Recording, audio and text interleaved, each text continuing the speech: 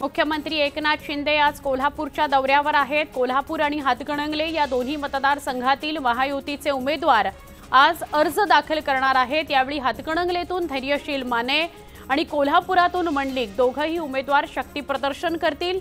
यावेळी मुख्यमंत्री एकनाथ शिंदेही उपस्थित असतील।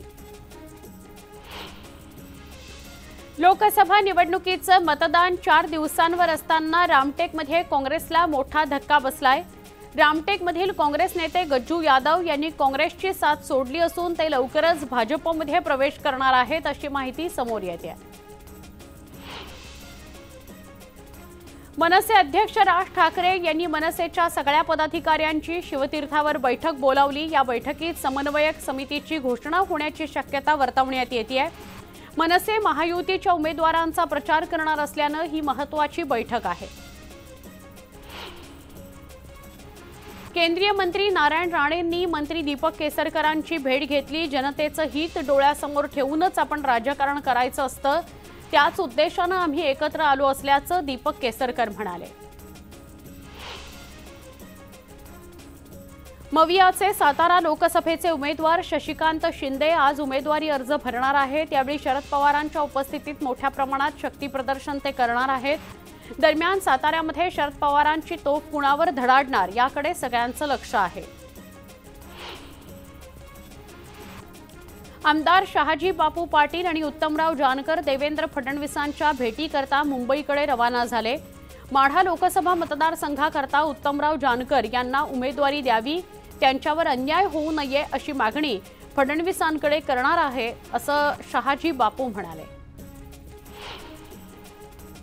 सोलापूरमधून निवडणुकीची तयारी करण्याकरता सांगितलं होतं, आम्ही तशी तयारी देखील सुरू केली, पण अचानक आम्हाला तिकीट नाकारलं असं वक्तव्य उत्तमराव जानकरांनी केलंय।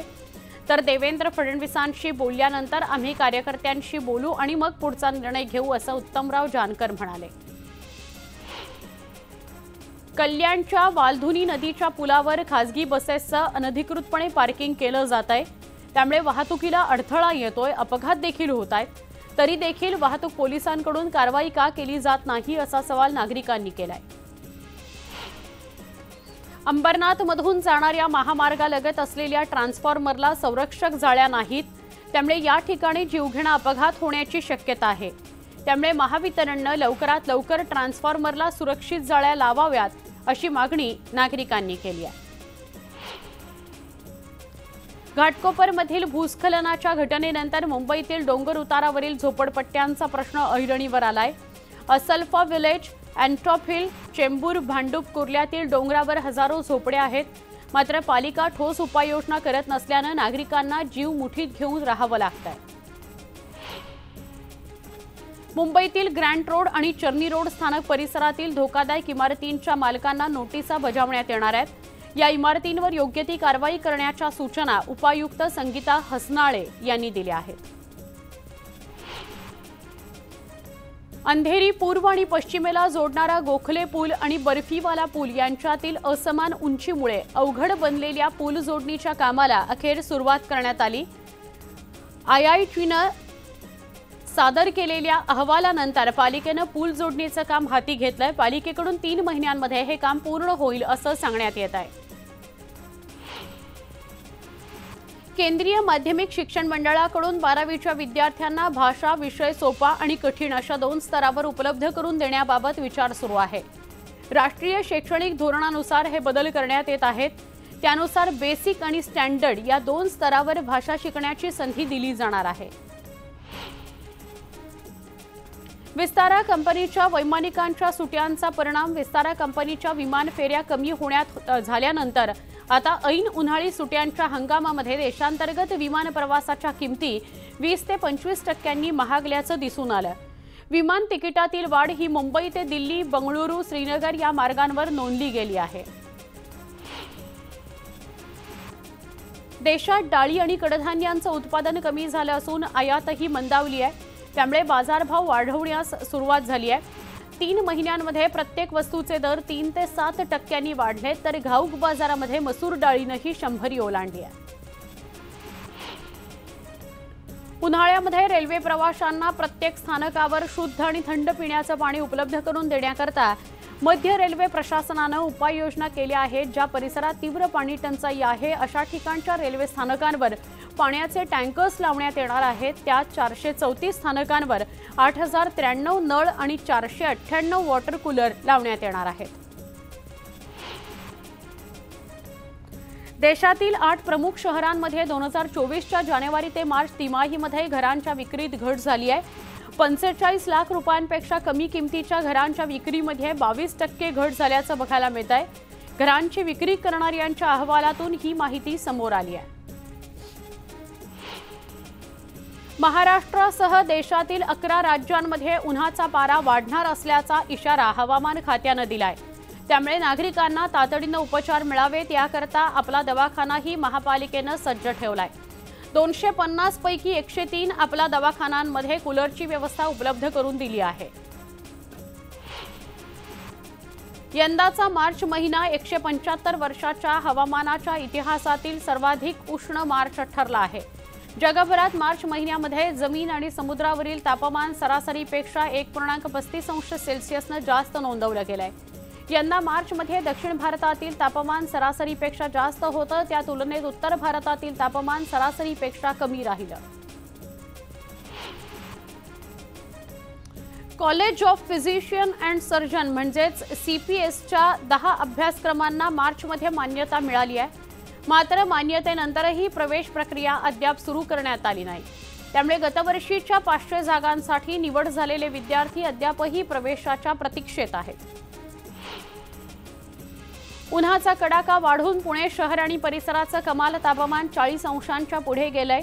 लवळे इथं सर्वाधिक 41.8 अंश सेल्सिअस तापमान नोंदवलं गेलंय. शिवाजीनगरमध्ये यंदाच्या उन्हाळ्यातील उच्चांकी 39.9 अंशांची नोंद झाली आहे.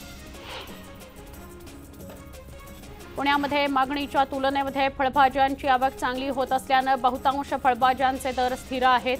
तर मेथी, पालक, कांदापातीच्या दरात घट झाली आहे.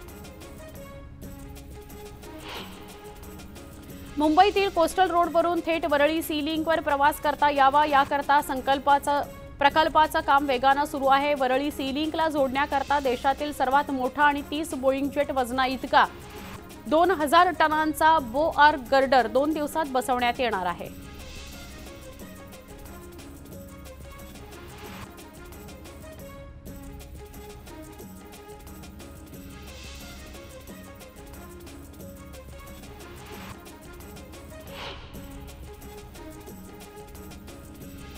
चेंबूर ते संत गाडगे महाराज चौक मोनो रेल्वे मार्गिकेच्या संचलन आणि देखभालीकरता खाजगी कंत्राटदाराची नियुक्ती करण्यात आली.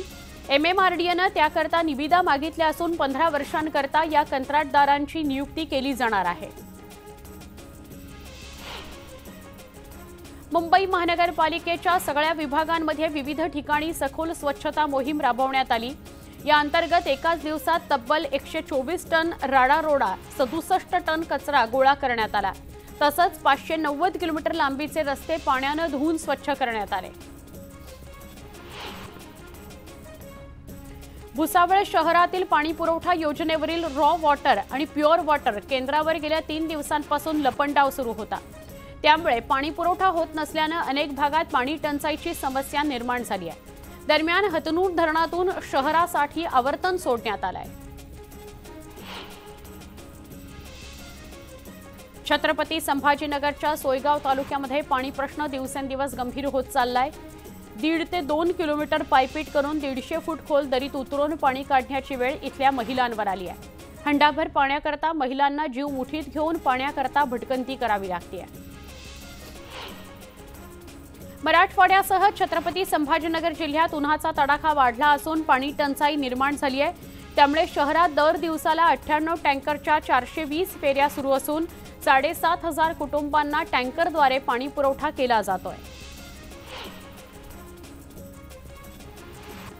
काजू बी दराबाबतचा संभ्रम दूर झाला असून आता प्रति किलो 130 रुपये दर मिळणार आहे. तर आचारसंहिता संपल्यावर काजू बीवरील आयात शुल्क 2.5% वरून 18% होईल असं आश्वासन दीपक केसरकरांनी बागायतदारांना दिलं. आचारसंहिता काळात धारधार कोयता बाळगून त्याचं इंस्टाग्रामवर स्टेटस टाकणाऱ्या आरोपीला बारामती पोलिसांनी जेरबंद केलं। निवडणुकीच्या अनुषंगानं पोलिसांचं सोशल मीडियावर मॉनिटरिंग सुरू असतानाच ही बाब उघडकीस आली आहे आणि त्यानंतर आरोपी आकाश शेंडेवर कारवाई करण्यात आलेली आहे।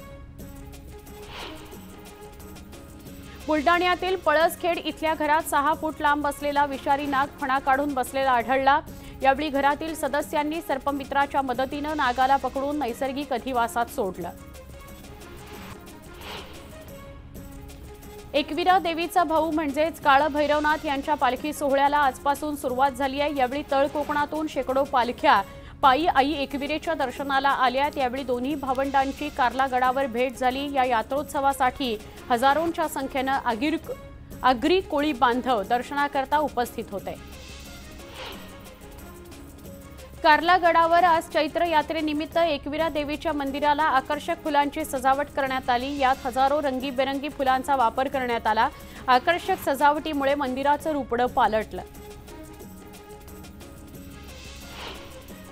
सांगलीच्या जत तालुक्यातील उमदी इथं मलकार सिद्ध देवाच्या यात्रेनिमित्त देवांच्या पालख्या भेटीला येण्याचा कार्यक्रम संपन्न झाला। यावेळी मलकार सिद्धांच्या पालखीसह 11 देवांच्या पालख्या उपस्थित होत्या। आतषबाजी करत देवांच्या पालखी भेटीचा सोहळा पाहण्याकरता भाविकांनी गर्दी केली। रत्नागिरी जिल्ह्यातील कासवांचं गाव म्हणून प्रसिद्ध असलेल्या वेळास गावात दुर्गादेवीची रथयात्रा उत्साहात पार पडली। यावेळी रथ ओढण्याकरता पर्यटकही रथयात्रेत सहभागी झाले। महायुतीचे भंडारा गोंदिया लोकसभा मतदारसंघाचे उमेदवार सुनील मेंढे यांच्या प्रचारार्थ भंडारा जिल्ह्यातील साकोली इथं जाहीर सभा पार पडली। यावेळी अमित शहा यांनी विरोधकांवर जोरदार हल्लाबोल केला। आम्ही कधीही बाबासाहेब आंबेडकरांचा अवमान केला नाही, पण काँग्रेसवाल्यांनी सातत्यानं अवमान केला असा आरोप अमित शहांनी केला। आम्ही शिवसेना आणि राष्ट्रवादी काँग्रेस फोडली नाही। ठाकरेंच्या पुत्र मोहामुळे शिवसेना फुटली तर पवारांच्या मुलीवरील प्रेमामुळे राष्ट्रवादी काँग्रेस फुटली असं म्हणत शरद पवारांनी महाराष्ट्राकरता काय केलं असा सवाल अमित शहांनी उपस्थित केला। आम्ही बहुमताचा उपयोग हा कलम 370 हटवण्याकरता केला। बहुमताचा उपयोग आम्ही संविधान बदलण्याकरता नाही तर संविधान वाचवण्याकरता केला। जोपर्यंत भाजप आहे तोपर्यंत आम्ही संविधानाचा सन्मान करत राहणार, संविधान अधिक मजबूत करत राहणार असं प्रतिपादन अमित शहांनी केलं। आता एक सविस्तर रिपोर्ट बघणार आहोत। शरद पवार